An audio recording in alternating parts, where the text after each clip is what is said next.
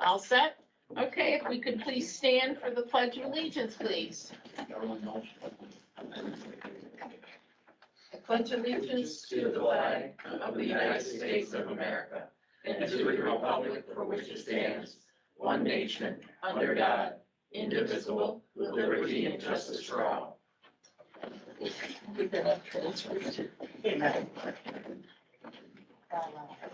Okay, review of previous minutes and approval. I have a change. Okay. Actually, an addition. Over on the back page, where I spoke about the history of the council, it does not note that the council is 50 years old. Well, I brought that up. That's a 50-year anniversary, and that I've been here 50 years as well. You were going to share your write-up so that we can attach that, I didn't you? did give it to you. Okay. Who'd you give it to? There's one of you now. That was then, this is now, and I don't remember. I didn't get that.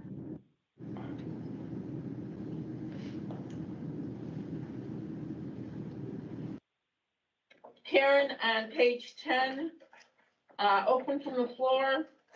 Ron would like it to reflect that it was our 50th anniversary and that he has served on the council for 50 years as well.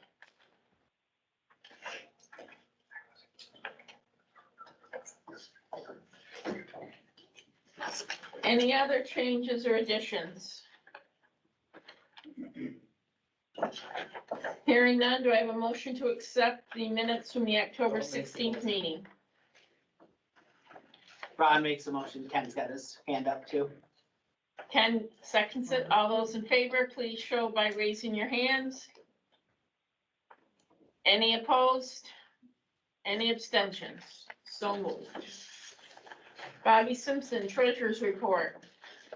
Oh, everybody's got a copy. Anybody have any questions? You have to speak up, Bobby, so they can hear you, please. It is out. Our total assets at this point are $59,312.15. Let it reflect that we do not have quarters 2 and 3. The state has gone to a new wonderful system, so we're no longer playing with Grants Gateway. We're now playing with SFS. And apparently there's some issues because we can't seem to get money out of it. So we're working, myself and Lindsay Baldwin are working with Teresa Allen. to try to get that rectified. I tried to go in today to confirm roles and it tells me I'm not in the system. So I'm working with them on trying to get that fixed. Because I would like to get quarter 2 and 3 funds, because the big payout there was, if you look at page 2, the medical director, that's 11,500. So that's why we show our net income being so negative there. So hopefully in the next few days we can get this resolved and Teresa can figure out her end so that we can get paid. Do we have a motion to accept the treasurer's report as sent out to everybody prior to the meeting? So moved. Larry Gerard. Motion made by Larry Gerard. Do we have a second? Seconded by Nat Yelton. Let's do a show of hands of anybody that is opposed to the approval of the treasurers. Opposed. Opposed. Okay. You're supposed to do all 3. Okay, all those in favor of approving the treasurer's report, please raise your hand. Opposed? Abstentions? So carried. Enforcement list. So the enforcement list is on your screen there. So the first one Oh, nice. Go too far. Nope, we're good. is Beach from Albany. Violation was convicted of 1 or more criminal offenses and their certification was revoked on 11/16 of 23. The next one is Seipel from Yorktown Heights. Incompetence, negligence, required training curricula, failure to comply with requirements, negligent, incompetent. Suspended for 3 years with a civil penalty of $1,000. Next one is Rivers from Carmel, negligent, suspended 3 years, civil penalty of $1,000. The next one, George from Somerton, South Carolina, fraud or deceit with regard to certification and recertification. Certification revoked on 10/20 of 23 with a civil penalty of $500. Langevin from New Milford, Connecticut, incompetence, negligence, state-approved curricula, protocols, negligent, incompetent, suspended 3 years, civil penalty of $1,000. The next one, Casino from Staten Island, confidentiality, suspension 3 years, civil penalty of $1,000. Lugo from the Bronx, certification revoked effective 8/17/22. This just came out in 24, so I don't know if that was a typo, if it should have said 23, but that's what's on the letter is 22. And the last one is Stanford Fire Company in Stanfordville. Per Article 30, discontinued operation for a period in excess of 1 month, and they surrendered their operating authority effective 1/9/24. So this is one I do want to take a second and discuss. We have some ambulance agencies in our 3-county region. We discussed one alone that has not filed a PCR in over a year. So we're going to take a hard look at this and reach out to the state and let the state kind of investigate some of these and see what should be done. So we will be looking at that in a little bit better detail. Is that an ambulance that's supposedly inactive, but still got their service? No, it's an ambulance that is getting toned out for calls. And they're responding with no PCRs. No, they're not Right. responding at all. We're not responding at all. They respond manpower only. Yeah. So we're going to take a look at that. Is there any other correspondence?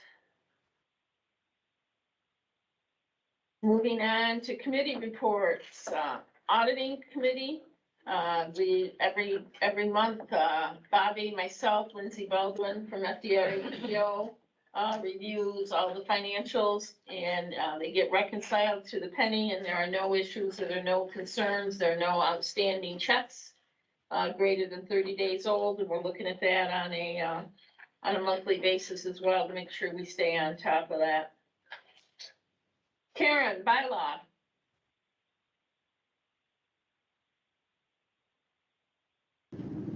The committee has not met since the last REMSCO meeting, no report.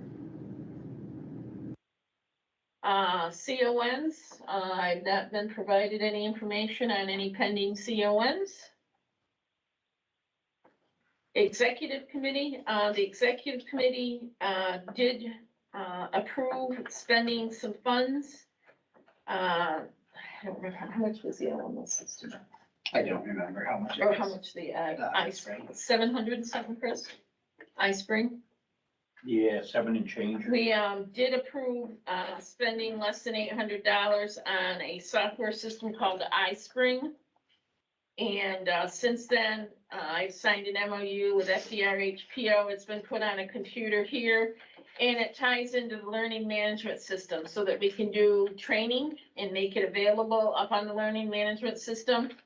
And it doesn't allow you to start training and walk away. We have the ability to put questions in that you have to answer in order to go on, and if you get them wrong, it kicks you back.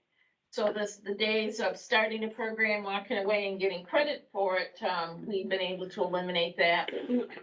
So we're, right now, we do have, like I said, I signed an MOU with Fort Drum. We have access for it, 8:30 to 4:30. And if we need different and we can allow the staffing, then we certainly are going to do that.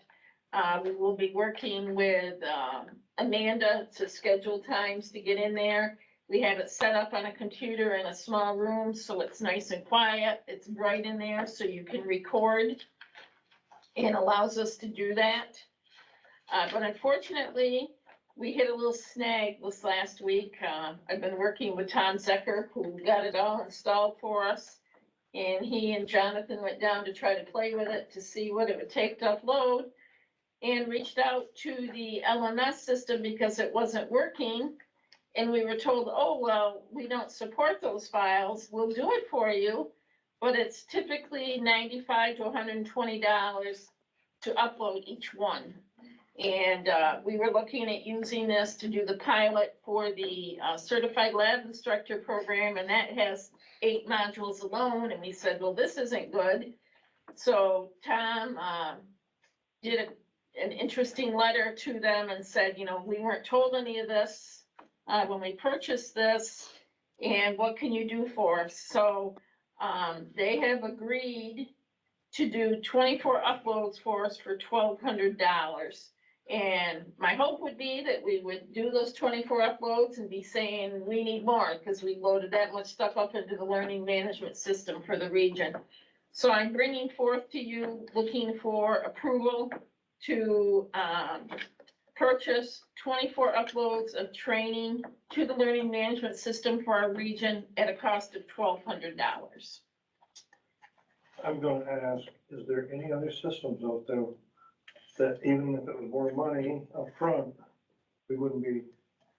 So I can correct you on that. You don't pay for the actual learning management system. I pay for that out of my budget.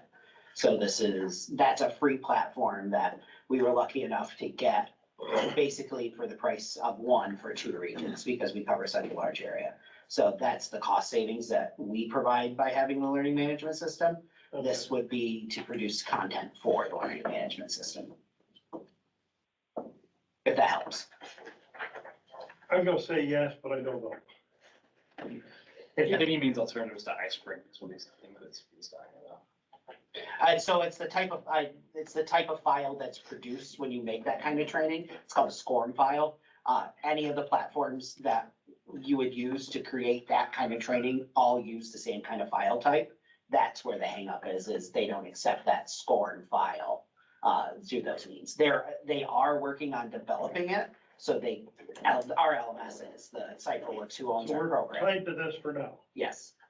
The ultimate goal of CipherWorks is that they are creating a way for us to be able to upload this content, and it would be a one-time fee to the site that we would pay, and then we could upload as much as we want.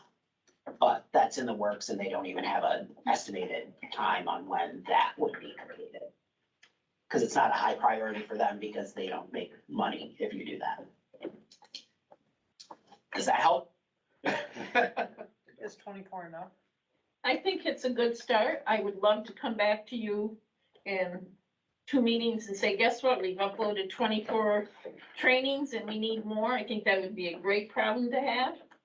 But I think 24 is a good start, and they said they would do that for the $1,200, so I'll make that motion that we do. Hang on, 24 uploads, no matter how long the training is, it's just for the training. And they test it and make sure everything works. Okay. So that's really, I think, what we're paying for is the testing factor and the manpower on their end to make sure that it works the way it's supposed to. I'll second that. So we have a motion from Ron Smith, a second from Bobby Simpson to spend the $1,200 to do 24 uploads to the learning management system for training and education for the region. Any further discussion? All those in favor, show of hands, please.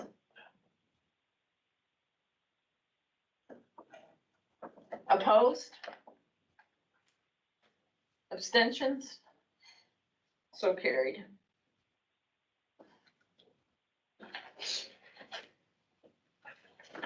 Fort Drum. Rich.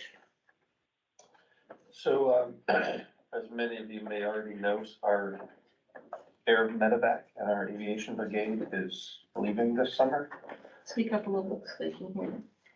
We didn't know a course of action at the last meeting, but they have found a military unit to come here and perform the air medevac mission for us from another Army post. But I don't have an answer yet on how they're going to support the community. As soon as I find that out, whether or not they're going to provide DISCA support, mutual aid support, I don't know yet. It's up to the commander. But as soon as I find that out, I'll let everybody know. Our full-scale exercise is on July 10th this year.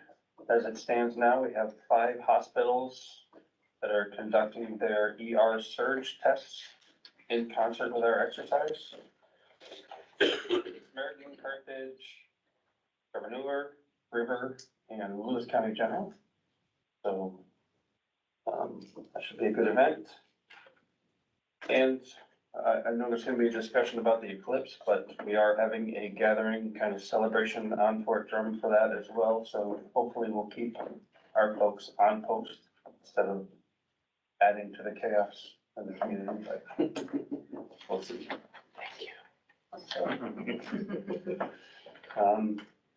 Oh, and we do have a certified ham radio operator now. So as soon as he gets his call sign from the FCC, we will have that capability. That's all I have. Any questions to Rich or regarding Fort Drum? You have a big deployment coming up, correct? There's a lot of them coming and going right now, so yes. Sorry.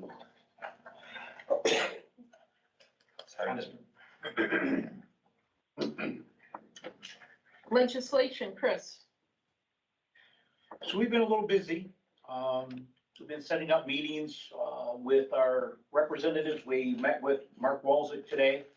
I think we had a pretty good turnout. We had from South Jeff, Guilfoyle, Carthage, Town of Watertown. Paul and I were there. Mark Walczyk was a co-sponsor for the direct pay legislation that got passed, goes into effect in January. Also for the MIH program for which we have the 2-year pilot for. So we had a lot of support in the North Country for those items. This year, we're really working with hospitals and I believe home care to close the Medicaid gap is I think our biggest ask.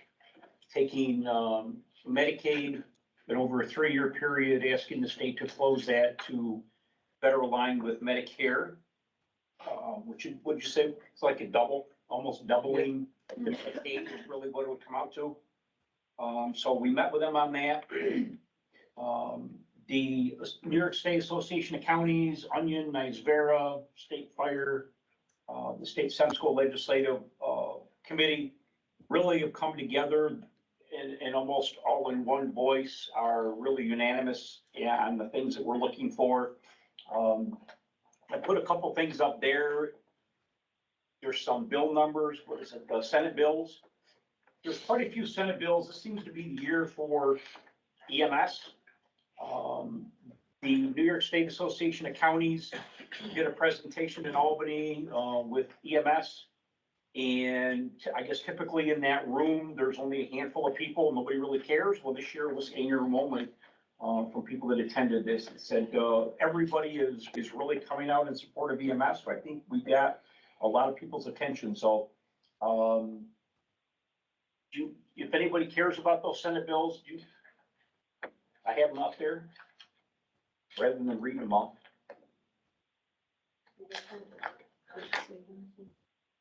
Yep, I thought I had them open, but yep, they're there. So real quick, 4020 is special taxing districts. Right now, the law currently allows that. But this adds some language, also recognizes EMS as an essential service and requires town, villages, counties to pay for that service, provide that care. So there's also an assembly bill with it. Reimbursement for treat and place. We're looking for this at the federal level. I believe that expires the end of this year. We've been told that that is going to get either extended or crafted somehow that we can continue to do treat and place. This is also a Senate bill. It has an assembly bill as well. I'm going to reimburse it for treat and place would require insurance companies to pay the doctor and also pay the EMS agencies for providing that. The next few are some property tax exemptions, income tax, property tax credit. Currently, you can only take the local property tax, or you can take that $200. You can't take both. This gets rid of that either or, so you'll be able to claim both tax credits. There's also an income tax credit increase from $200 to $800. Been proposed as a way to retain or recruit folks. We provided some documentation where the emergency responders, we went into quite a bit of detail, today with, Olivia from Mark's office. Just talking about the New York State, workforce shortage. Bureau of EMS did a survey that a lot of people answered, and the numbers are really not good for us. There's a lot of folks that are considering leaving. Just going through that initial report, with representatives really outlining our problems in EMS. So I think most of you already saw that.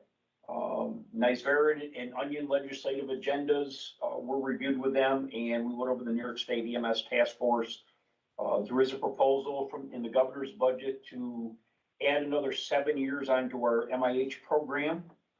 And we, of course, talked about the eclipse, and we went over our Pulse of the North Country newsletter with them. We've got meetings set up with Scott Gray and Ken Blankenbush and Will Barclay coming. So, and we also met with a representative from Lee Stefanik's office here 2-3 months ago, something like that. And a few of us are already planning on going down to Capitol Hill for EMS Day on the Hill down in Washington DC to continue this. So that's going on. Any questions on legislation? Moving on, Karen, membership. So we received applications from Brenton LeGros and James McGrath, who both applied for St. Lawrence County positions, for which we have 2 openings for. Brenton LeGros, who's from Norwood, he currently works for E5 Support Services as the North Country Manager and Field Training Officer since 2020, as well as Ogdensburg Volunteer Rescue Squad as a paramedic since 2023. He currently belongs to the Messina Volunteer Emergency Unit and has for the last 15 years, as well, excuse me, as well as the Ogdensburg Volunteer Rescue Squad and dive team for the last 11 years. His emergency medical experience includes nationally registered paramedic since 2022, CPR instructor, former volunteer member for Tri-Town Rescue, Helena First Responder, Helena Fire Department. Throughout all volunteer positions, he's held board member, chairman of the board, third chief, first chief, and interim chief roles. ER technician at Messina Memorial Hospital for 5 years before transitioning to EMS full-time. And then we have James McGrath. He's from Brazier Falls. He currently works for Ogdensburg Volunteer Rescue Squad since 2019, as well as Saranac Lake Rescue since 2019. He's currently a CIC for Clarkson University since 2023. His emergency medical experience includes CIC since 2023, New York State paramedic since 2015. Both their references all spoke highly of them. The membership committee met, and we recommend that the full council accept their membership as new St. Lawrence County members. We do have Brenton LeGros here tonight, if anybody has any questions. But the membership committee consists of myself, Rich Hughes, Bobby Simpson, and Dottie Suter.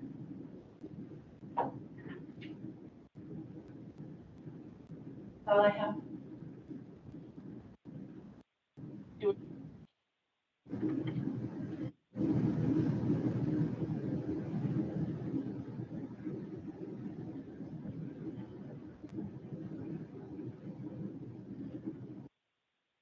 We have to mute you because there's enough background noise in your room that it's overriding our mic.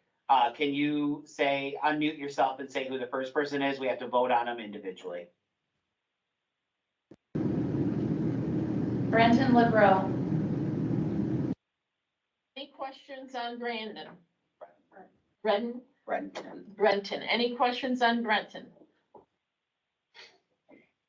Hearing none, this comes as a seconded motion from our membership committee. Show of hands, all in favor? Opposed? Abstentions? So carried. Second one.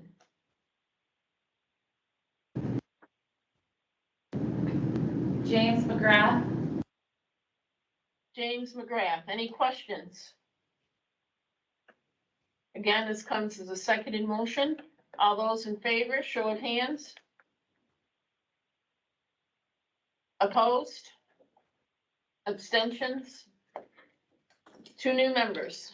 So we need to, Karen, if you could be so kind as to get those membership applications down to the office here, so we can send them all the necessary information and get them on our rolls, that would be good. Those were actually sent to me by Amanda, I believe, but I can send them back to them. Somebody sent them to me. Amanda or Jonathan, I can't remember. I have them, I'll get them taken care of. So we do have some people whose membership have expired. We will be reaching out to them. We'll be looking at the attendance, and I'll work with you, Karen, on getting letters to find out if they're interested in staying or not. We'll get that taken care of. How many people?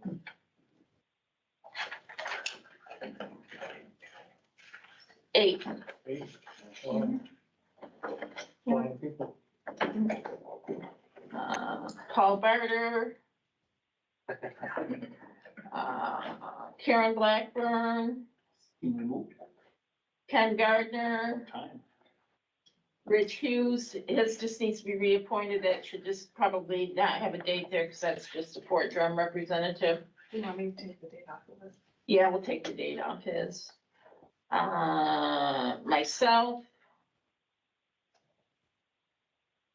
These are people that are coming up for their 2-year or 4-year renewal. yep. Doug Okay. Wildermuth and Matt Yelton, so. Okay, I guess I was confused. I didn't realize it was the people coming up for renewal. I thought it was people that slacked off. No, this is the renewals. Okay. Yeah. Anything else, Karen, under membership? Oh, thank you. Nominating, Doug is teaching tonight, so I will reach out to him. Vice chair and treasurer need to be filled at our next meeting. Their 2-year term is up, so I will make sure Doug reaches out to and see if anybody's interested. Don't all call me at once for treasurer, because I can't take that many calls at once. So you gotta make sure that we kind of, when you reach out to me for that, that you don't all inundate me at once, so. Not a problem. Pierre, Bob McKenzie. So we received 4 via email, or via the portal, I should say. But the first one that we saw in there was Ruben Pruitt. He definitely meets the excellence criteria. Michael Greatley, he meets the criteria, as well as Donnie and Carl Rouser. All of them met the criteria with no challenges and no feedback from the other members of the committee. I move to approve all 4. What I do see as reading them is we might have some submissions for the region for youth provider, EMS educator of excellence, and commissioner's health. And I'd like to see us follow up on each one of them respectively and see about getting some regional submissions on that side of the house rather than just the nominations.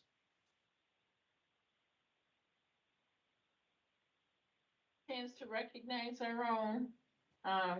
We do need to, Bob, I'll reach out to you. We will schedule a meeting, because we do need to get the nominations for our region to be able to present them at spring fling and get letters out in time for them to make sure they can attend. So we'll get all that done. You know, Mike Gailey has the state fund done for him.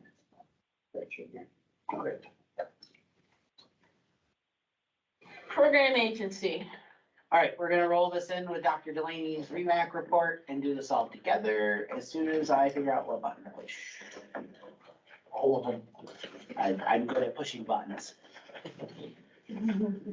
So the first thing is the medical director changes. So these come forward as a seconded motion from the REMAC for Dr.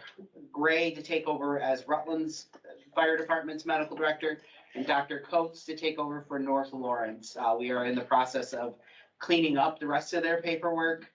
It's some stuff that hadn't been touched in a long time because their medical directors didn't exist anymore. And we caught it, and the agencies also caught it, and we've worked really hard to get them up to speed. And Melissa has been a very good asset in telling me, no, this is what they need to do now. That's what they used to have to do. So this comes forward as a second in motion. Can we get a approval? Any question on these two medical director changes? Hearing none, all in favor? Put your phone down, Mark. Opposed? Abstentions? So carried.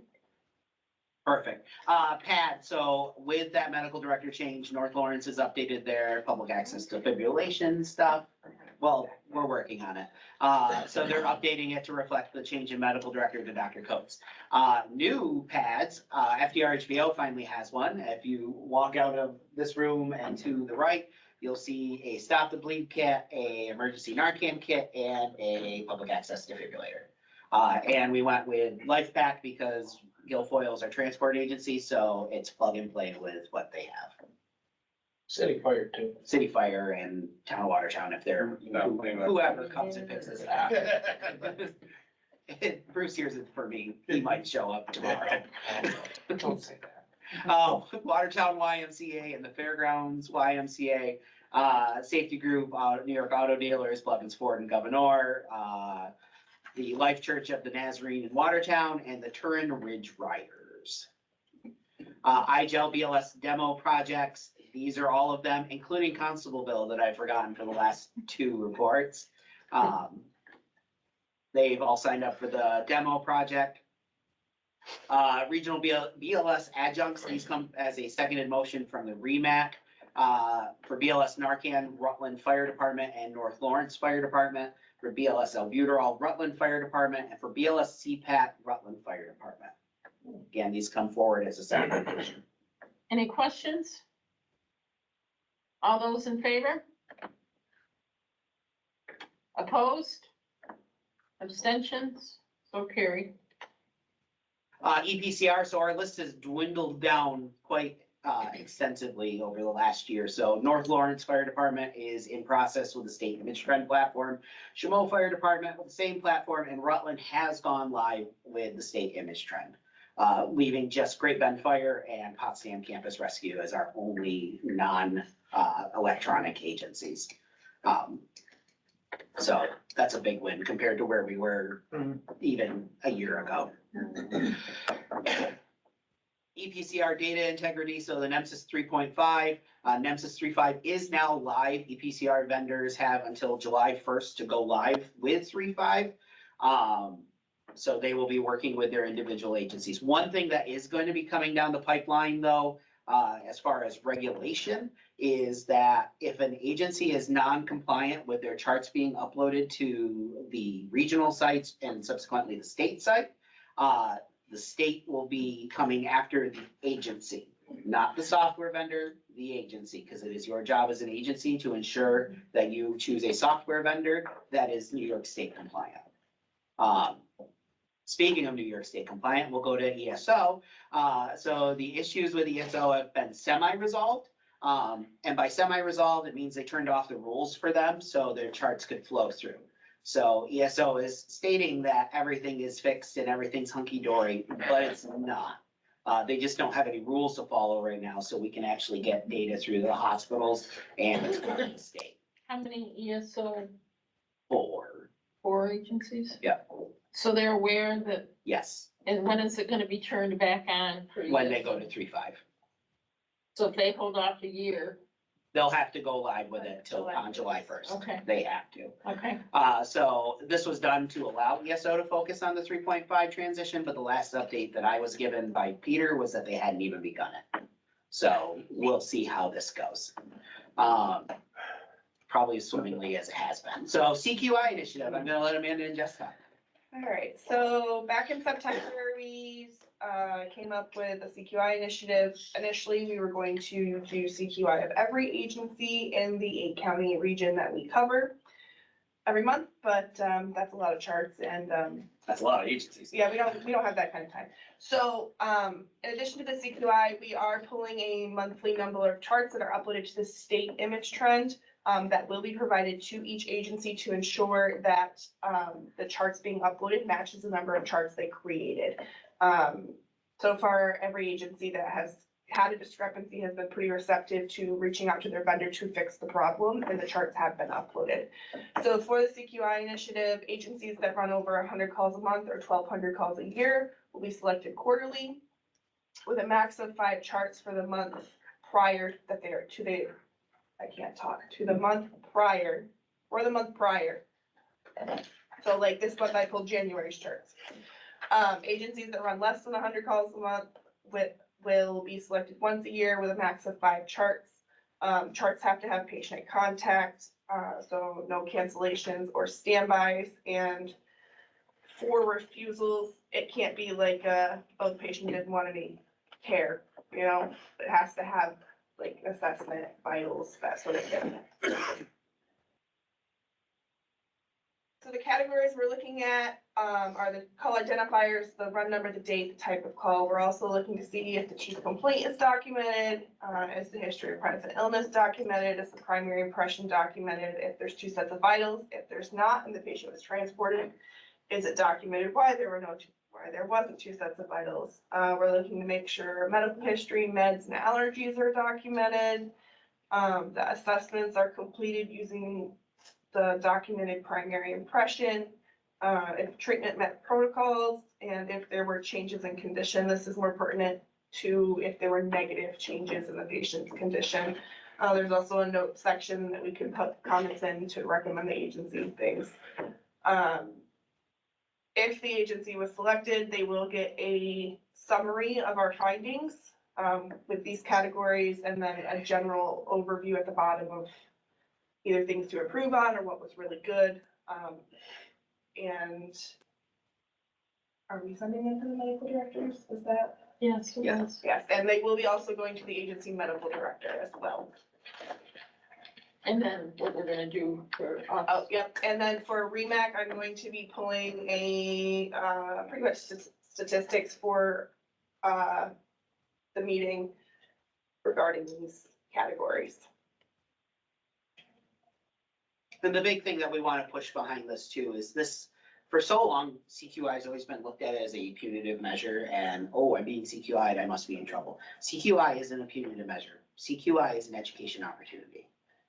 And that's a big push that we've had out of the office, is to turn that into an education opportunity. So with this, like Amanda and Jess will look at a chart if it's super bad, and then they'll come to me and we'll send out notes on the specific chart. If a chart is really good too, though, we are reaching out to the agencies, reaching out to those providers, letting them know, hey, we just randomly looked at this chart. Your documentation was really solid. Good job. And if a chart is really, really, really bad, we'll just send it to you. Yeah, if it's really, really bad, like a cardiac arrest, that's 1 sentence, we send it to your medical director. But it's been a big push from our office to change that atmosphere around CQI. And this is just another tool that we're gonna use it, and Jess will use to start pushing for educational stuff out of the LMS. So we've kind of identified a topic for next year's spring fling. We'll call it the good, the bad, and the ugly. And we'll actually pull charts and black out the information to identify it and use them as a review and what's good, what could be improved on type deal. And what is just bad. And what is just ugly, you know, and try to use it as a training tool, make sure there's no identifiers in there. And hopefully we can help with documentation. Governor is doing a documentation training, so hopefully some of them that you identified were really bad, you're encouraging them to do governor's documentation training to kind of improve that a little bit. Yes. But this is gonna be very time consuming for you guys to put this together. It takes me about a week. in between other things. I can get it done in a week between pulling them and doing them. It's manageable. I do most of it, Jess looks at some of it, and then if we have anything that's concerning, we bring it to Jonathan. Good or bad, Where are you pulling this out? Image trend? the state, The- the state. Yeah, okay. Nice job. Any questions on this? Are the charts as a whole being looked at? Yes. Narratives included? Yep. Okay. And that's where we're finding the really scary things. Yes. The narratives are rough. You have some people that would rather write everything in a narrative and not use a drop down.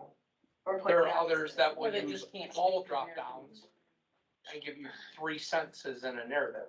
The other thing I've noticed, and it's not isolated to any specific agency or county or like North Country versus Mountain Lakes, is the lack of assessments and charts. They're not being charted into the assessment tab, or they're very bare bones, Mhm. and they're not elaborating on it in their narrative, or there's just absolutely no assessment at all. Or you said you had, They mark everything as normal and then they'll say in the narrative, missing left arm. Yeah. Yeah.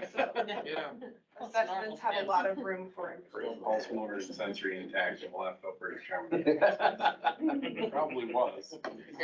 One time. It was before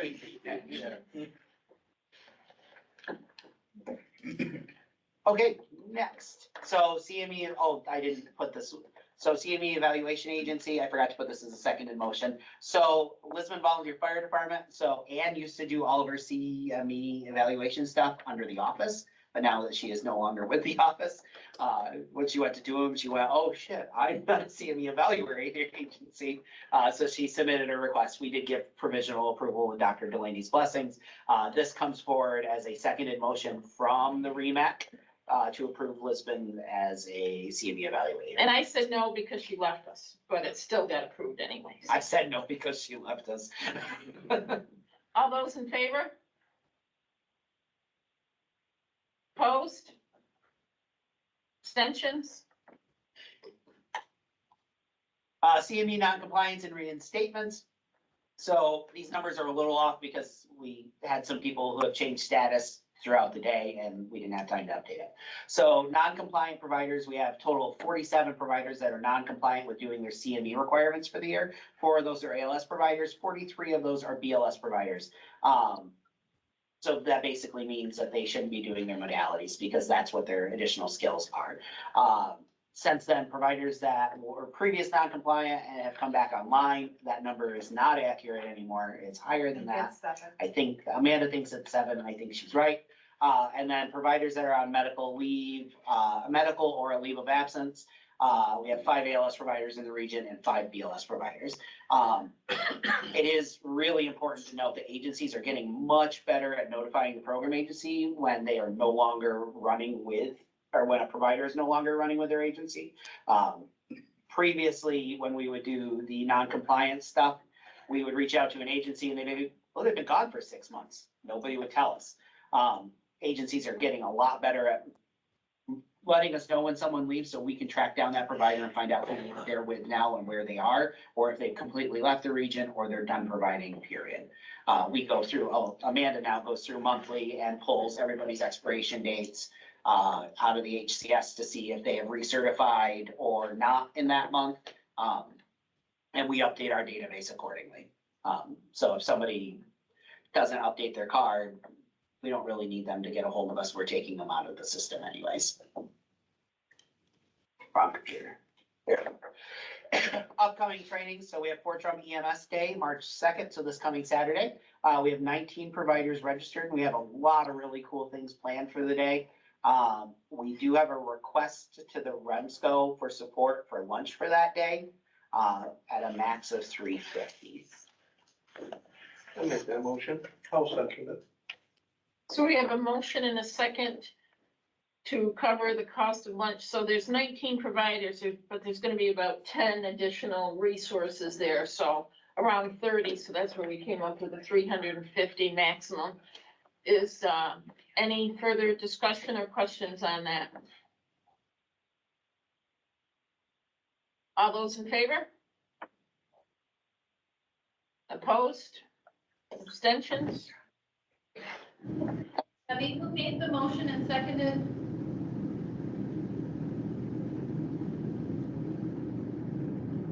Debbie? You gotta mute you. Bruce Wright and Ron Smith. Thank you.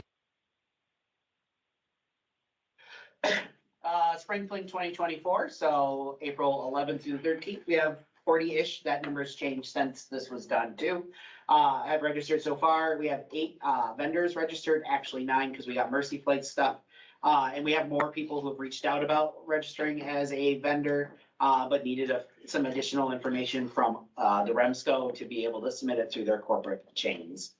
So hopefully that number will go up. And this is typically kind of where we are about this far out from Spring Fling. And then as time gets closer, we bounce up. So letters went out February 8th to the area hospitals, requesting that they become a gold sponsor and provide us $1,000 to help offset the costs. And we've heard from 2 hospitals so far that are going to do that. So hopefully we'll hear from the others. And that just allows us to continue to offer this great training at a lower cost and offer all the things that we do, the food, the meals, the snacks, the door prizes. So hopefully we will continue to get that support so that we can do that. Pulsera update. So hospitals are going live with Pulsera on March 5th. That is across the region. There is only one hospital in the region that has not signed up for it yet. That is River Hospital, and they are in process of doing it. We are actively working with EMS agencies to get them signed up. And there will be a training recorded that we will put on our LMS, but also on the Pulsera New York resource page. There is a training that I believe is already uploaded. If not, it should be soon, for us to watch for the EMS providers to go through and work on. If your agency is not signed up for it and you're on this call, we will be reaching out to you this week to get you moving in the right direction. But again, this is not pushed as a regional requirement, but if a hospital decides to make it a requirement for how you call into the hospital, then you're going to need to adjust your plan and what you do accordingly. How's it working in Central New York? 'Cause I know they mandated it for Central New York to do it when they call Syracuse. Do you know how that's? So Central New York is adjusted their plan. So Central New York was having them do a Pulsera alert and then still call in on the radio, and it was creating some confusion. So they moved from having them call and do the Pulsera alert to just the Pulsera alert, but they're waiting till Oswego comes online with that before they make that change. Midstate has made the change. Milrems is entertaining it very soon for the greater Rochester area. I was talking to those guys over the Finger Lakes conference this past week, so.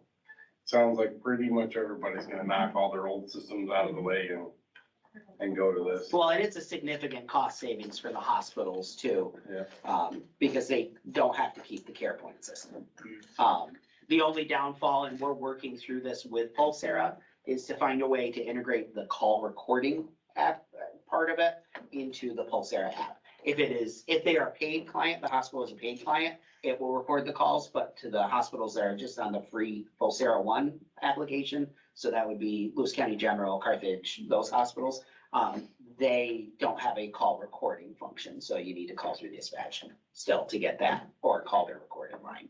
Along those same lines, one of the things that I kind of stumbled across is some of these hospitals are just shutting off 340 as far as their radio system goes.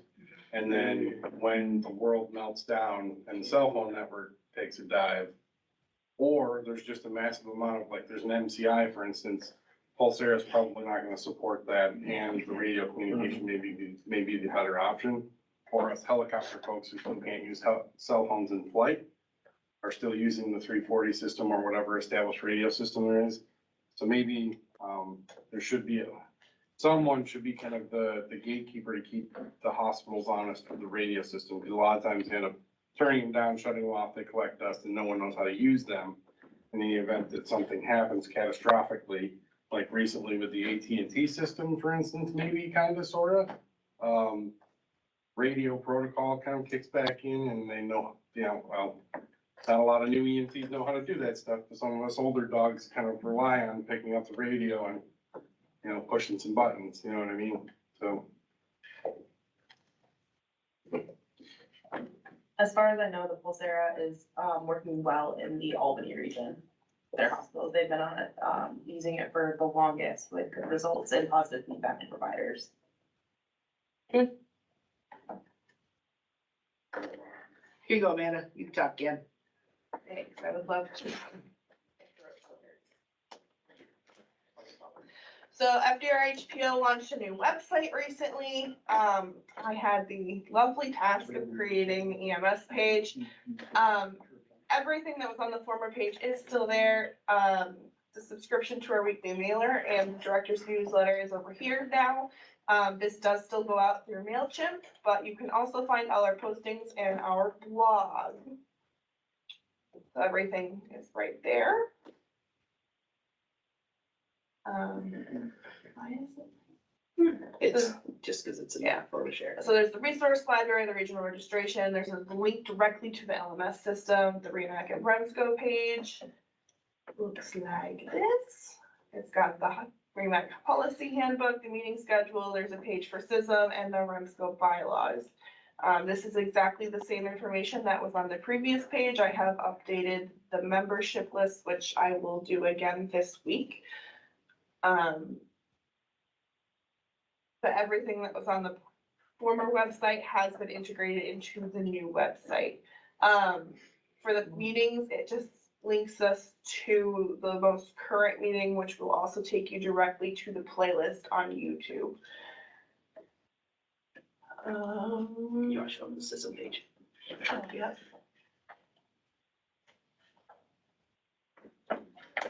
So this is the system page. It has how to activate the system team through each county. There's also a click here for more information and their membership application. This is a PDF that Leah had sent me. And then this thing. Just pretty bare bones. I haven't done much with it just because I haven't. So it just has to save the date, and then there's a link to our brochure, a registration link for providers, and then this is a link to the vendor packet for vendors. And we're gonna update the spring fling brochure this week to show all of the content for the free conference for the core BLS and ALS, because we have all those. So we'll get that in there so that people can actually see what the topics are going to be. It will also have some of Saturday's descriptions too. Not all of them yet, but some of them have been turned in. I think that's it. Okay. Unless you want to talk about. Yep, I'm gonna talk about that. So this cool little handy thing that we have in the middle is a map of the program agency's area. So I just wanna say this, as there's a lot of dots up there. And if we don't call you back instantly, it's not because we don't wanna talk to you. It may be because I forget, but by and large, it's usually because we're on the phone with one of these 200 other little dots. Or the associated 2,000 providers that are associated with those 200 little dots. So please be patient with us as we try to field your calls as quickly as possible. Mostly anything that has to do with the Mountain Lake side, we turf to Zach anyways, just because it's fun to make him have to do it. He hates talking on the And he phone, hates so talking on the phone and talking to people in general. It's wonderful.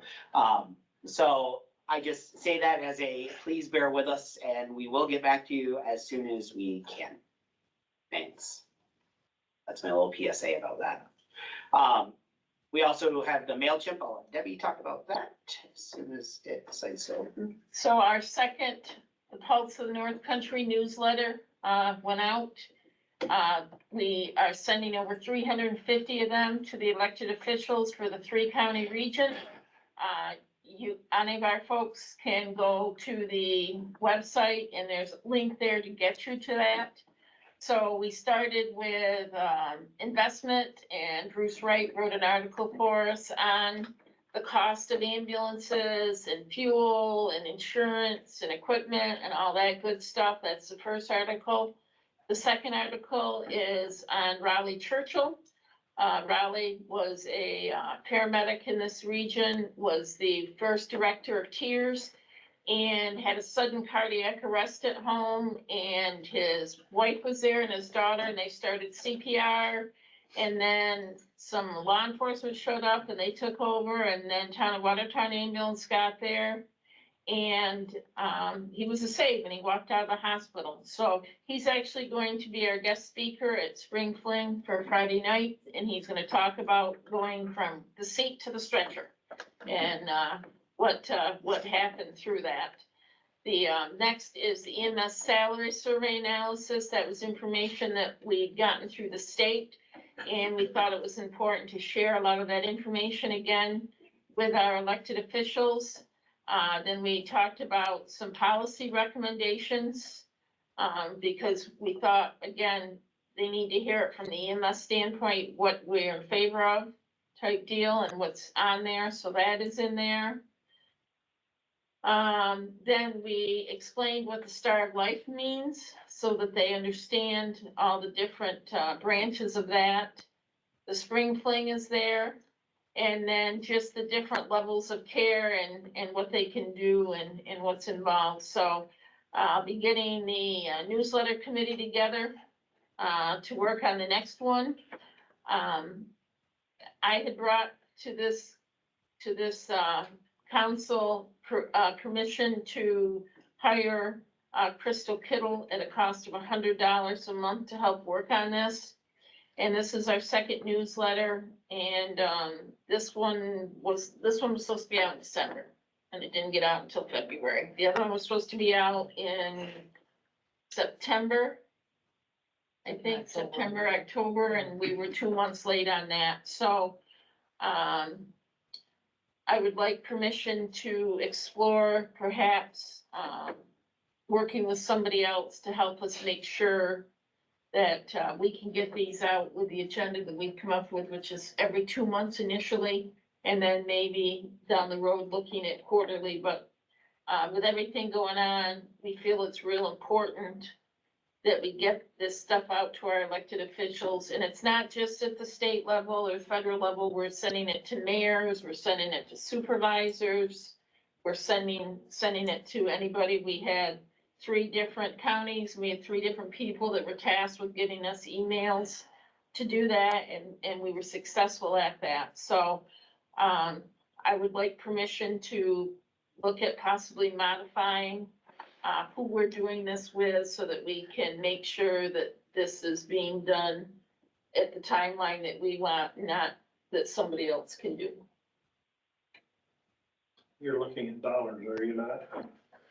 I'm pretty sure it's gonna be the same amount of money. It's just who we're paying it to. Make a motion that you explore that possibility. I'd second that. Just explore it or make the change. Do what you gotta do, because it's not gonna be, You're busy being treasurer. yeah, you're not. So will you modify that I will motion? modify it for however you need it to be said. Allow us to pursue alternative avenues for the publication of the pulse. Love it. Still second that? All those in favor? Any further discussion? All those in favor? Opposed? Abstentions? Okay, we'll work on that. Okay, back to me real quick, and I'll talk really fast. So EMS office participation, so State Quality Metrics Committee, the State Legislative Committee, State Data and Informatics, and the New York, or the NEMSIS 3.5 Update Education Team. State EMS meetings we attended in December and February, with the next meeting being May 7th and 8th. The EMS Memorial is May 22nd, 2024. The state hopes to have the new memorial completed at that time. Miscellaneous, the CNY Health Emergency Preparedness Committee. We participated in the Northern New York Child Fatality Review Team, Samaritan Medical Center stroke meetings, the Upstate Stroke Quality Group, the Jefferson County MIH meetings, the Jefferson County Hazard Mitigation Steering Group. And if you have any paperwork that needs to be submitted to our office, please send it to paperwork@fdrhbo.org. Does anybody have any questions? Jess has something before I go to questions. Before the questions, just for our LMS, I did send out, there have been 2 surveys that have been sent out to anybody that we're connected with. for providers and otherwise. One is for, was a request for ideas, and if you're interested in the LMS, we got a lot of good feedback from that. Secondary survey went out with a bit of a flop. This had 2 people that were interested, reached out to them, individually with no response. So if you know somebody that would like to collaborate, make education, there's a variety of topics that are out there. If there's something specialty to you, or you have an idea that you'd like to promote with an up and coming person that's interested in education, or if you're a veteran, thank you to Matt Yelton, who just completed his 2nd installment of education. That'll be up on the LMS tomorrow. And then Dr. Bummer has also, helped with this as well. But I probably will reach out to you guys individually just to put something on the books. It's very easy. I don't know if Matt wants to talk about a new recording studio. It But worked really well.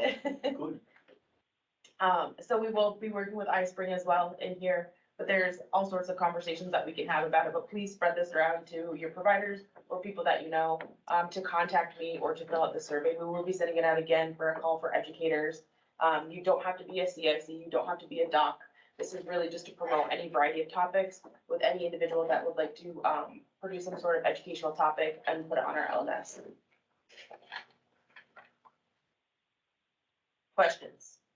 Any questions for the program agency? Just along with, under the REMAC, we did renew our MOU with Dr. Delaney to stay our regional medical director. That has to be done on a yearly basis, and we have her sign that quick before she changes her mind. So will continue to be our regional medical director. Usually pass it in front of her and say, sign this, thanks, bye. Here's a check. Safety, we're going to come back to that when Neil had another meeting, and he's hoping to get out in the next few minutes. So I told him we would hold that till the end so he can do a CISM report. REMSCO CMAC, Mark. All right, we met a couple weeks ago. The first thing I want to start with is there was a huge push for ethics training and a lot of conversation about aligning,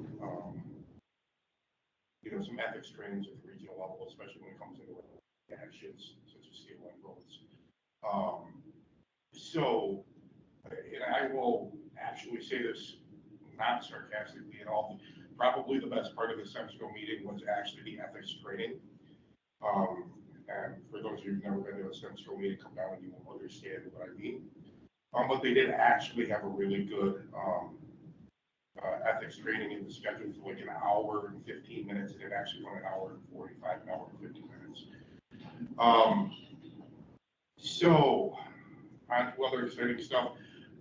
A lot of focus on de-escalation, mental health awareness with the Daniels Law Task Force, a look at how we respond to mental health emergencies, what we're going to be doing with these new pop-up mental health clinics, and they are set up to actually accommodate ambulances as we move forward.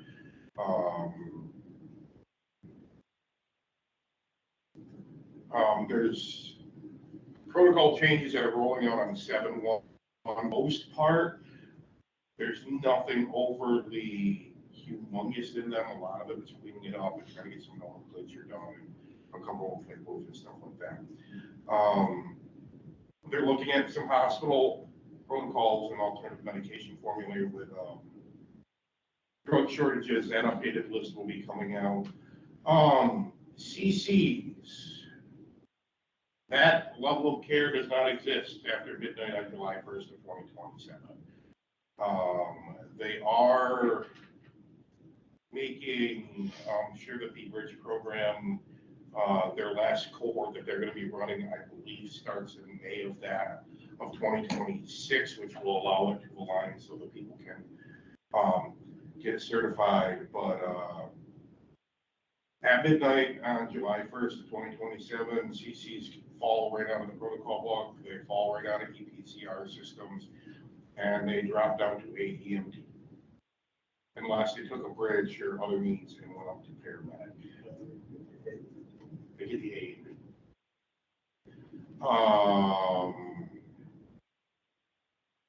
A lot of conversation about the governor's budget, and I can make sure I send a link to Jonathan later. The state has been going around doing WebEx is on what's in the state's budget and what it means, and they're actually doing a pretty good job with it. And I just saw another one that came out. They're working on a whole bunch of pilot programs. We talked about Nemesis 3.5 needing to go live July 1st. The good news is they cut the data points down by like a lot. They're removing several hundred required data points, so hopefully workflows will be a little bit better. The EMS Memorial is May 22nd. There's 8 people who will be going on the wall this year. Blood regulations are moving forward. There's some county assistance grants. The OASIS program that was mental health changes is being sunsetted because that grant is gone. And I would really encourage everybody to hop on one of the WebExes where they talk about the legislation, because they go into their plans for the task force and some of the other initiatives that the state is putting out. So it's kind of my report unless there's any questions.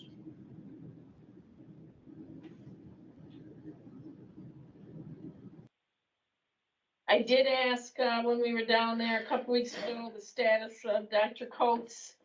And, they were gonna check on it and I haven't heard back, so I will follow up with Val on Dr. Coates' status, of his getting vetted.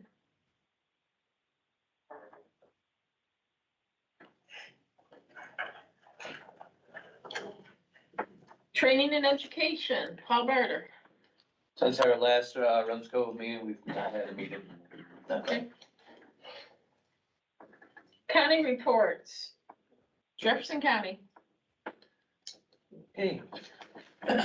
Well, as usual, we remain quite busy. This spring right now, we currently have a basic, original, and refresher class going on at Public Health. A basic original out at Indian River. An advanced EMT original in South Jeff, and another one in Constableville. We have a basic EMT refresher going on in Constableville. We just, in the interim since our last meeting, completed the EMT curriculum for the Black River Police Academy, and that was in November. We just, last week, completed a basic EMT original for the City of Watertown Fire Department in Ogdensburg. They're starting an academy, fire academy. They put this on prior to them starting their fire academy. We completed a CFR original down in South Jeff. We got approval today for a basic original academy, which will run from April 1st to basically May 1st. End of May, sorry, the end of course. And then we have a instructor update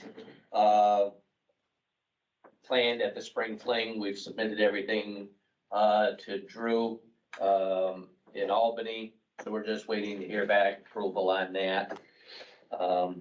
So that's, as far as the educational, that's a lot of things being done simultaneously. We have a good core of instructors who really are pretty dedicated. We're still participating quite actively in the mobile integrated health program. I can tell you in January, we hit the milestone. We have made over 1,000 home visits. So that was quite a good landmark to achieve. I just ran some of the metrics here for a meeting. And I just utilized those individuals who have completed our monitoring period, which consists of 6 months prior to them being accepted into our program. And then they're on further duration. And then when they exit, when they're discharged, then we follow them for another 6 months. And when we're following them on through the CAD system. So we know how many 911 calls are being made and how many times they're being transported. And for that group, we have demonstrated a 60% reduction in 911 calls and a 49% reduction in transports to the emergency room, which is just a tremendous amount of savings to the healthcare system. These patients are doing very well at home, and they are really enjoying the interaction with our providers. We still continue to participate in a lot of different things. Right now, the biggie, and we'll talk a little bit more on it in just a minute, is participating in these meetings with the solar eclipse planning, both at the city, county level. We've met at the Board of Legislative Chambers, we've met at the airport, and the City of Watertown's meetings quite often.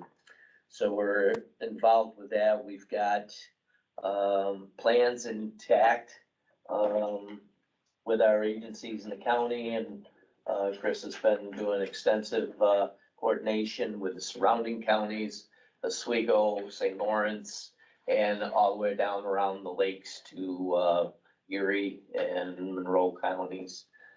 So we're staying hopefully well informed. We're still having our quarterly meetings, the second Wednesday of every third month. Our next one's scheduled in March. As Rich said, we have the full-scale exercise scheduled out at Fort Drum. So we're working with them to get our volunteer services out there. We're also continue to work with the joint trainings with the Fort Drum law enforcement and their Guardian Academy for their active shooter and their rescue task force.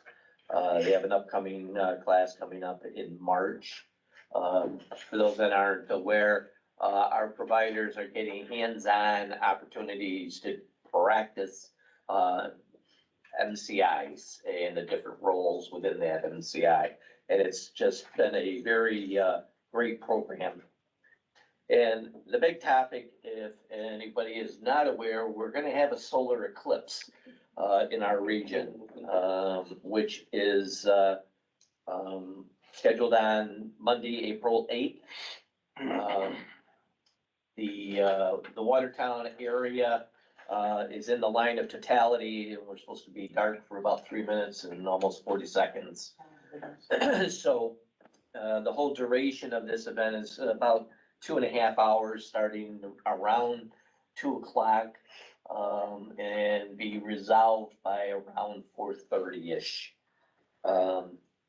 We're gonna have our county coordinators out around the county, and we've got air medical assets, as long as they're not already pre-deployed. 710, obviously here in Watertown, 712, they're still gonna be housed up here, so we'll have those 2 aircraft potentially available. We just don't know what's gonna happen that day in real world time. The New York State Police are gonna have an aircraft there, but that is specifically for monitoring traffic along the I-81 corridor. They're not gonna be doing any interfacility, just purely watching eyes in the sky. Local hospitals have been meeting, their emergency managers have had a tabletop exercise that was in Lowville a couple weeks back. From Samaritan, their emergency planner has advised us that they're not doing any elective surgeries that day, that they'll open up that outpatient area as overflow in the event, if needed. We should have brought the next thing up at the REMAC meeting. Yeah. We were gonna try to get through the REMAC, push through this treat and release. We'll reach out to Sarah. Okay, and we'll come back. So outside, I made a copy of my report if anybody is really interested in it, but one of the big things here is lessons learned from the 2017 eclipse, and some of that data there is pretty frightful in some respects and something to be eye-opening. People will start to arrive 1 to 4 days before the eclipse. Almost all viewers travel to the path of totality by motor vehicle, and about a third of the US population is within 24 hours of us for this totality. Majority leave within 2 hours of the totality. So it's gonna be like this mass exodus. Most of these people will do so within the first 15 minutes after the totality, and traffic congestion on rural interstate routes lasted up to 13 hours. So we're gonna be gridlocked. The New York State Police, 180? Yes, there was 180. They're gonna have an extra 180 troopers up here, dedicating 18 vehicles just to maintain traffic flow on 81. They're gonna have staging areas to the south and to the north for law enforcement, fire, I think, and EMS. Yep. And they will Of course, the respond. aircraft, the helicopter's gonna be watching, reporting back. What else? Rural non-freeway routes also experience significant traffic congestion, slow speeds, long travel times. The good news was there wasn't a lot of really significant traumas. A lot of low impact, sprain strains, ankle turnings, a couple low impact car pedestrian, but nothing high speed, but a problem is going to be getting from one place to another. If you Google, directions to the activity at Thompson Park or the one in Sackett's Harbor, they're having everybody exit at Arsenal Street in downtown. So, it's just the transportation. Regular day. uh, It's bad enough on a regular day. It's totally stopped even for fireworks, so imagine. We are going to, there's no busing per se, except for about a block from the park. They're gonna make a loop. So people are gonna have to park and then walk to where the bus will take them up to the park. Are they still parking at Kohl's now? No. Scrap that? So they're gonna be parking somewhere between the hospital and Thompson Park. I got parking spots at my house for $20 a pop. An hour. That's it. I mean, you could probably do it. Yeah, it's funny. So one of our concerns has been, and as Debbie said, we'll reach out to Dr. Delaney, is we may have to treat this almost like a bad weather environment and maybe try to get some protocols where we can treat and talk with resource and release right there. It's going to be, we have to plan for the worst, we're gonna hope for the best. But as it is right now, I know the city PD, fire and EMS, Bruce's group are gonna be pretty much staggered around the city at fire stations to respond from those locales. But it's. We're gonna have to stack calls. We're Yeah. gonna have to stack those lower priority calls, just like we do during a Correct. major weather event. There's no sense of trying to send Guilfoyle to Adams when the We're streets are coming gridlocked. sometime, When it's an alpha call, Correct. especially. You know, if you can't get through, why then we can't either. put them in the mix? And I know we are having this problem. I know St. Lawrence is gonna have the same issue. Oswego, it's gonna be the entire corridor of this swath, this totality line, so. To the Adirondacks, Tupper Lakes having a big event. So, The worrying thing is that if the weather is good here and crappy around the rest of the state, then that's gonna cause those last minute changes. Try to get here. So, or best case scenario, it's crappy here, and nice downstate, but. I mean, they keep raising the estimate. I mean, last I heard, they're talking 180,000 additional people coming into the county. So, I mean, if that keeps increasing, it could And that's be. people that don't know where they're going, and if they need an emergency response, they have no idea where they are. so the majority of people come in that day too. Yep. So, So we expect the county DOC to be open, did you mention that? Yeah. The No, I DOC, and we're waiting for a communications plan where I'm really concerned about all the little towns and communities that are going to be doing something and all think that they're gonna be able to use their private channel. Cape Vincent Fire can use their channel too, and and that's just not gonna happen. With bringing in 180 troopers and all this other, in our zone alone, we're gonna have, we hope, 3 ambulances staffed. We have, Henderson's gonna have 2 vehicles out there responding to emergencies. And all of our zones, we've asked everybody to up staff, get first responders with a EMT in so that we can cover some of those minor calls and treat and release and really keep the ambulances for stroke, heart attack, significant calls and try to get there some of that. But I'm really, really concerned about not only the radio system, cell phone system, we just had fire. I know the county's gonna ask for some cows. I think Fort Drum possibly. There's only so many of those around and kind of low on that part of it. So I think cell phones are gonna be a premium that day. An awful lot of folks, from what we understand, are gonna be using hotspot and trying to video and transmit that data.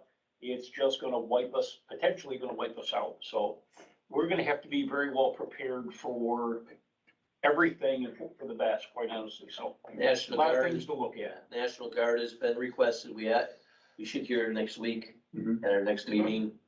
If that request has come through, but they've asked for their National Guard troops to block off our emergency channel path to get to the hospital and also provide some warming tents. So. At this point, it's an informal thing. We haven't done anything formal yet, but the amateur radio community, RACES, and others are looking to cover, have someone monitoring all the repeaters in the area. So if somebody comes into the area, they get on a repeater book, they say, hey, there's a repeater at this frequency, and someone will be there to answer. We don't necessarily, at this point, like I say, it's an informal thing, but if you're gonna bring that many people in, somebody's gonna get on the radio and want something.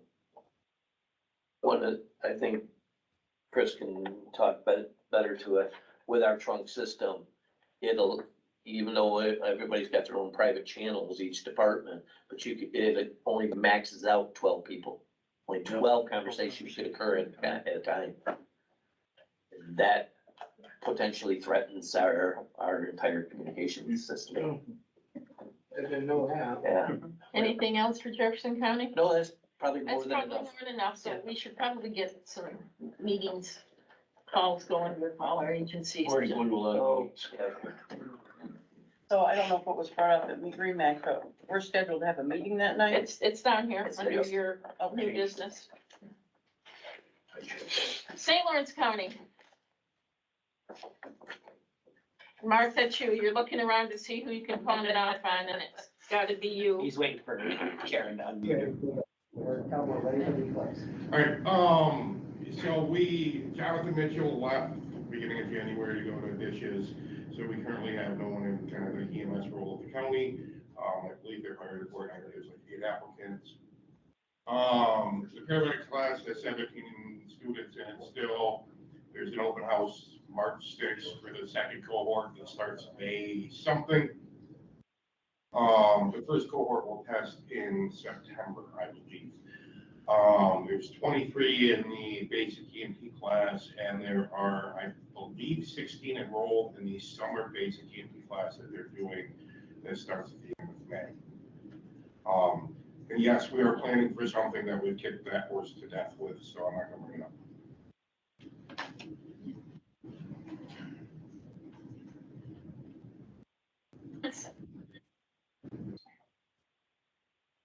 Bob McKenzie, Lewis County. Okay, so we continue to work with BOCES on our CFR and EMT program. That should be a go for the fall of 2024. It's looking really good at this point. They're very appreciative of the county's support of that program.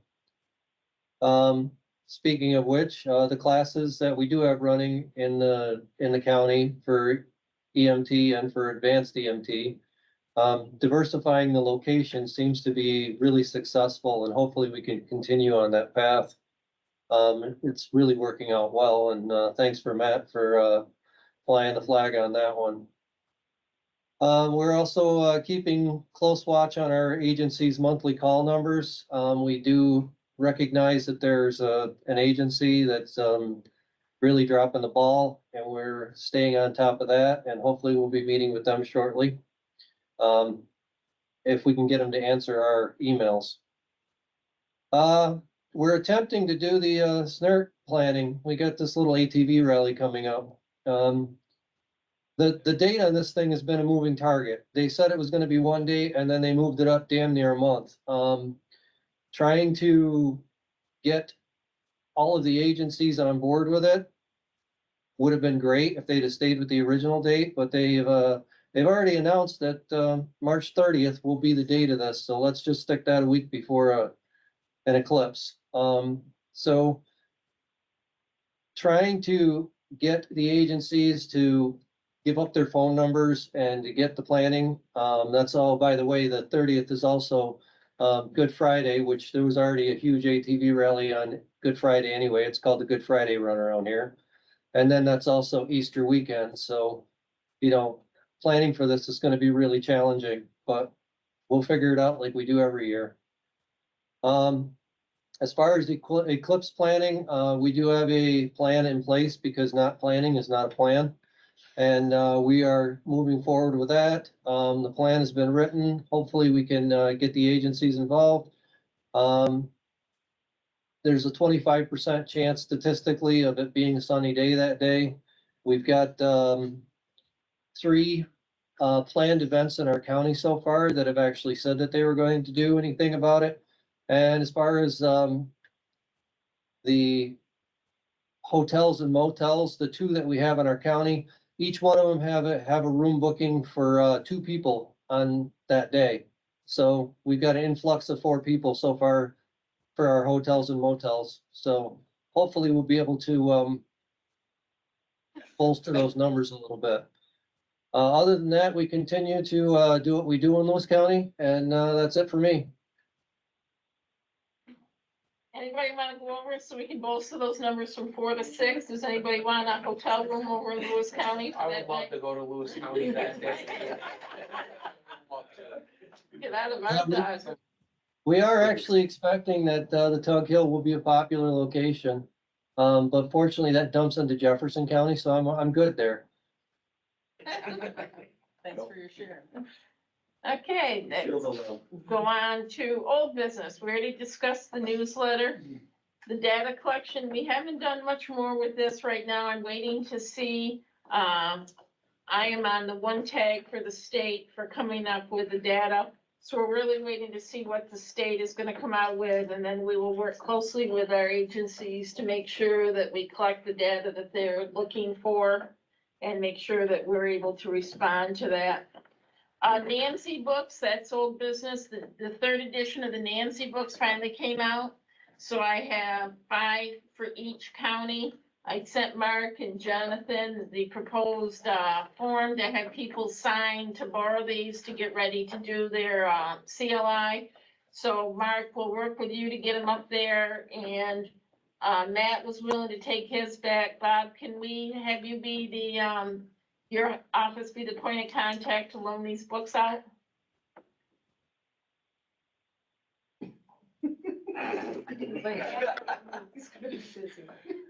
Bob? Lewis Mackenzie. County? Bob McKenzie? Sure. I guess. You froze up there. It was like. Well, Is there any other- I was unaware that they needed to be distributed, so I guess there's that. Yeah, absolutely.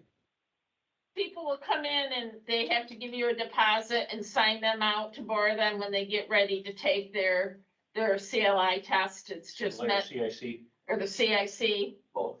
CLI or CIC, so rather than people have to spend the expense, we wanted to try to help make it easier to get folks through, so we can work with you on that if you're willing to help us. That would be awesome for your county. Absolutely. Any other old business? Okay, new business. I'm proposing that we reschedule our April 8th meeting to April Why is 1st. going on April 8th? Whatever doomsday event could possibly be. Yeah. So, Bring your pillow. And a blanket. so, the, REMAC cannot do the first, Dr. Delaney's working, so they're having theirs the 15th. I really would like to have one meeting before spring fling and do our elections and all that. So my proposal is we meet on the 1st. So that's open for discussion here on what you want to see.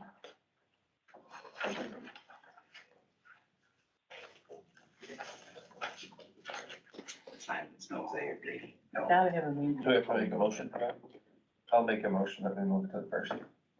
So we have a motion from Rich Hughes to move our meeting to April 1st. Do we have a second? I'll second. Second from Bobby Simpson. Any further discussion? Yes. This is a Monday, I presume. Is there, if we postpone the meeting a few days, would there be anything in between? Do we have to have it on a Monday? I know traditionally, I can't ever remember we having it. I'm gonna personally request we don't do it the week of spring fling because It's busy. It's busy. You got your- I have hourly employees and I can't flex their hours anymore. Then, so, Okay, I was just throwing the question Yeah, out. yeah, no, we kind of looked at that and we said with spring fling that week, you know, Jonathan, the staff here, myself, Chris will be leaving for Edgewood early Thursday to go get stuff set up. And we were just concerned trying to get ready for this meeting, because you can see what goes into this meeting with getting the PowerPoints and everything. We just didn't want to And I worry realize a about. lot goes into Springfield. I do. Yeah. I was just asking if Right, if there's anything else that was important coming up by delaying it 3-4 days and then doing it. yeah.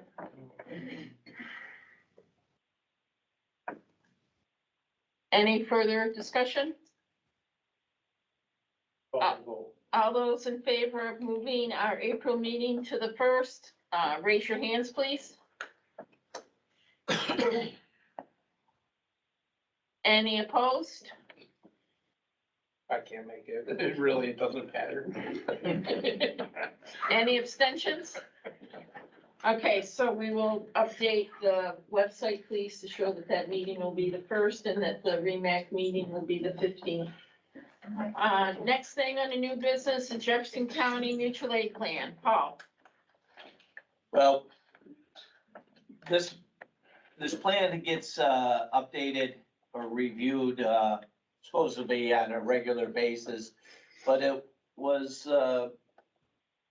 going through this, there was some information in there that was outdated. So what we've done is we've gone through and we have brought it up to today's verbiage. For example, it still had the intermediate provider.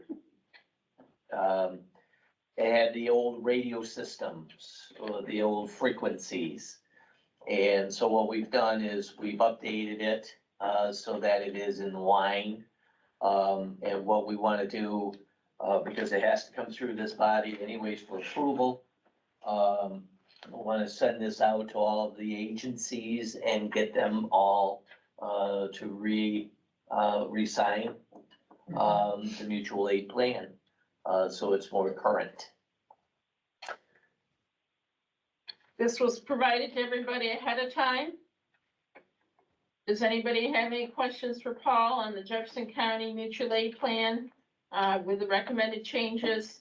So it won't probably be January 2024, it'll probably be March, probably be your date. Yeah, that's, So if you're a Jefferson County agency, you can expect to see something in the mail. This is required when you resend your recertification into the state for your CON, that you have to be part of a mutual aid plan and you have to provide it. So this would give you the most current one to do that. Do we have a motion to accept the Jefferson County Mutual Aid Plan as presented? Bob McKenzie? I was gonna say, this seems like a draft. It doesn't seem like a final plan. It shouldn't be presented with this stricken out information. Well, that Well, will be, that was just to show you the Yeah, what changes. was changed, so you didn't have to So go we'll- through and dig. That will be removed. Everything that's crossed out is gonna go, and anything that's in italics will be fixed. Okay. Unless you guys wanna change something, that's why we kinda did it that way. Now, I had a couple concerns, if I may. I gotta be a troublemaker tonight, right? Now, Tonight? Nothing. I'm always a troublemaker. Say again? This is a countywide, County of Jefferson, countywide plan, right? Correct. But, and this is a regional council that deals with 3 counties. But when you're talking mutual aid, I guess, I'll use an example. If you have a mass casualty or a bad accident where you need several ambulances at the red lighted by McDonald's in Carthage, you're right next door to Lewis County. And there's nothing in here that ties you to the CON holder that's literally walking distance to the county line. Correct. And I'm just using that as one example. I mean, in other areas, there's no reference to having governor as a mutual aid entity to Jefferson County. Correct, because we're only responsible for our county. Right. But shouldn't that invite, Isn't there a state policy, not to interrupt, but isn't there a state policy that just generically references mutual aid in a mass casualty environment? I believe so. Yeah, that you can cross state lines, Right, county right. lines, CON lines, right? all of that goes out the window when it's a mass casualty. Right, yeah. And it's Well, a I'm not state speaking just mass, because I don't know the numbers that it requires for mass casualty, but a bad accident. There are no numbers in mass casualty. There are no It's a exceedance of local resource and capability is the pure definition there. So, And that's what this is about. right, so if you were on the county line of Jefferson and Lewis and a bus full of hemophiliacs crashes into a buggy with an Amish family in it. Yeah. It was carrying glass. Immediately see local resource, and mutual aid is the answer to that mass casualty incident, and it just, at that point, it's both counties enacting in both directions. Right, we Yeah. call Lewis County would activate their mutual aid plan and send their resources, Yeah, so. and that's kind of. Each county's gonna have their own. Yeah, each county would work kind of in their cascading directions, and that's how it would work. Doesn't limit us. But there's no mention, I guess. Right, but we're not limited to just Jefferson County. It'd be no different than if you were in Binghamton and the accident happened on 81 at the New York PA border. Right. It would happen in both directions simultaneously, and there is an actual state, I believe it's actually mentioned in state law, but it covers you crossing that boundary and just blanket covers everybody to do that. And the county perspective plans in both directions would be enacted. Yeah, it looks like it's 1206. Okay, yeah, I was definitely not pulling that number out. Sorry, but I do, I It is remember, referenced in there. I do specifically remember reading something to that, level as far as crossing a state line, so. I guess being nothing is mentioned in here is by, I don't think I think the. I can't mention, in a Jefferson County plan, I can't mention Lewis County. Bob's got a mutual aid plan in Lewis County. They have one in St. Lawrence County. And I think the Every only time county you could does their own. actually differentiate that plan would be a mass gathering that would encompass Yeah. the crossover. Yeah. And then you would have a radius that you would mention versus individual plans. Plus, anything that would be covered from county to county would be covered in the state policy. Correct. Right. okay. I got my answer. So, Yeah, what's outlined in our county is that's outlined in our MCI plan, which is different than the mutual aid plan for the county. so Bob McKenzie had made that motion and Mark DeRusse had seconded it. Is there any further discussion? All those in favor, show of hands. Opposed? Abstentions? So carried. So we can change the date, take out all the old stuff and then submit a clean. Is our plan? Okay. So, couple other new business, and then we'll see if our state reps would like to add anything. Mark had mentioned it, the ethics training, I'm going to reach out to the state and see if we can set up a couple Zooms and do that ethics training for our region and get that done. And, I'm going to enact an ad hoc committee, and we'll see how it goes, and if it does what I hope it will, then we will look at adding it to the bylaws. And it's going to be a systems committee, which will develop regional regulation, best practices, and guidance to improve and expand the EMS system in the North Country. So I will put that out with that definition, and anybody that's interested in helping on that, they can reach out to me, and we will try to get that committee going. Does anybody else have any other new business before we go to our state reps? Can I ask him a question now? It's not really new business or anything else. I had a call from a friend who works at Albany Med. They were looking for the destination code for Wynn Hospital. It's like 5 digits, and the lady with the curly hair right there is the one to ask. I had to do that for my PCR system, and then they changed it from 3 digits to like 5. She's the one to ask. She can answer that.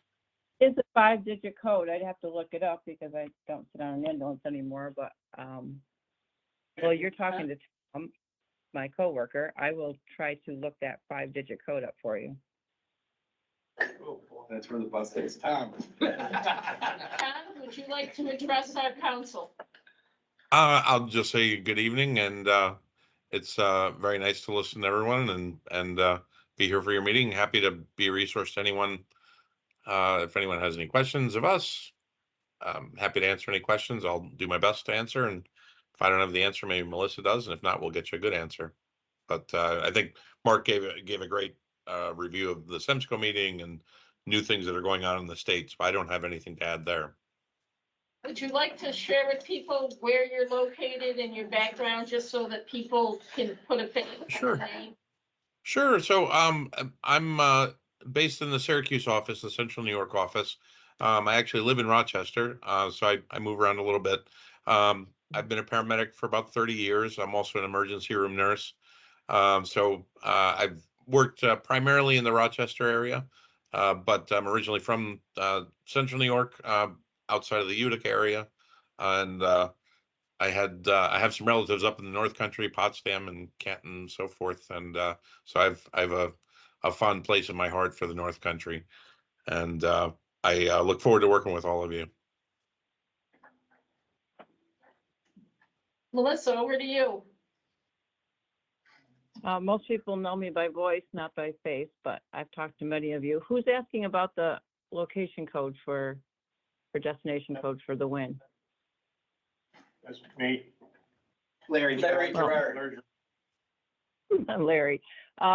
If you want to email me tomorrow, I will probably be faster in finding that tomorrow than I am finding it this evening for you. There's probably 10 people in that room that can give you my email address. Okay, we'll take care of that. I'll send it to you. I'm waiting to be able to find my wrong text.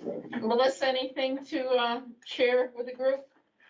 I'm trying to think, other than we use portals for everything. If you didn't already know that, we upload everything to a portal. Nothing goes by email anymore. If you know of anything that's a gathering for the eclipse, if everybody else got to say the word, I get to say the word tonight too. If you know of a gathering of more than 5,000 people or more for the eclipse, they have to have a permit for that eclipse. I am the person who does the permits from anywhere from Albany to Buffalo, Canada to Pennsylvania. So they would be emailing me that permit, the DOH 44. I only have one permitted application for your area in Watertown so far. So far, that's the only actual gathering that has put in for a permit so far for that day. Otherwise, there's nothing else. But on top of everything else that we can do for you out of the office for operations, I also do the gathering, mass gathering permits as well. So if anyone needs to get a hold of me, feel free to reach out. And Tom is also more than happy to help you with your questions these days as well. So we're working him into the the balance. He's getting to know things and getting to know where things are, but slowly but surely, but hopefully by mid-year, he should be off and running on his own as well. Any questions for the state? Okay, we do have to, I just heard from Neil and he's just finishing his meeting, so I told him not to drive over here because he's gonna get here and we're gonna be gone. So we're just gonna review the Northern New York, CISM report. I cannot see that. I can talk quick. Make it bigger, there we go. So right now, they have 31 members, 22 in Jefferson County, 5 in Lewis, and 4 in St. Lawrence. Different disciplines that they do. Meeting highlights, scheduled for 125 was moved to 2/1, to be held virtually, and in person was canceled due to leadership illnesses. Next meeting to be scheduled. Responses, since October. 2 peer-to-peer or one-to-one interactions, no crisis briefings, no diffusings, 3 debriefings. Natural Bridge, Town of Brownville and Town of Rensselaer Falls in St. Lawrence County. No responder referrals to Priority Wellness. Other notable things, CSM webpage is up and the resource for the team members. And that was the end of Neil's report.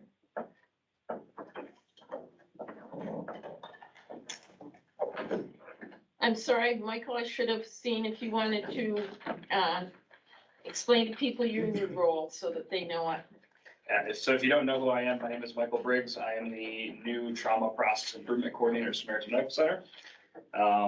Earlier in the other meeting, Dr. Bryden, who's the Trauma Medical Director, and Chelsea Schmidt, who's the new Trauma Program Manager, were here.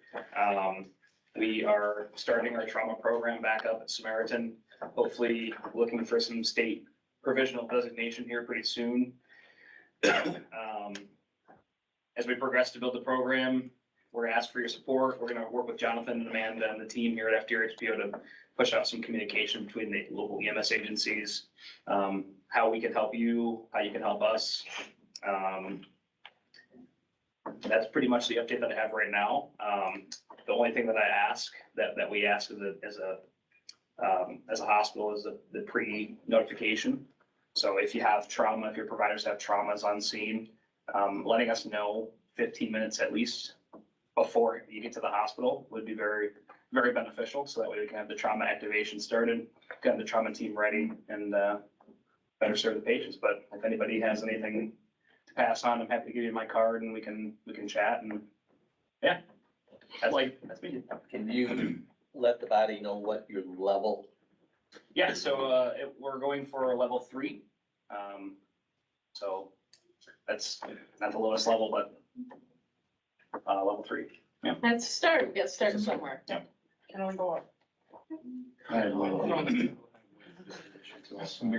But part, you know, so part of our program and part of becoming a trauma center is doing EMS outreach. So I am an EMT, so that's going to be a lot of my role is communicating with the EMS agencies and leaders. So if you have any issues or any problems or any concerns or questions, please reach out to me.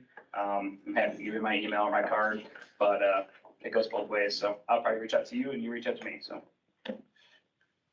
that's all. Thanks.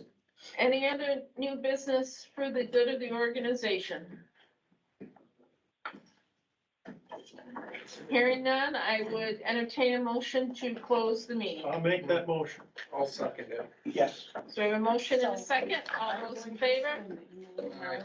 Opposed? See everybody, April 1st. Yep, Canton Hudson Hospital,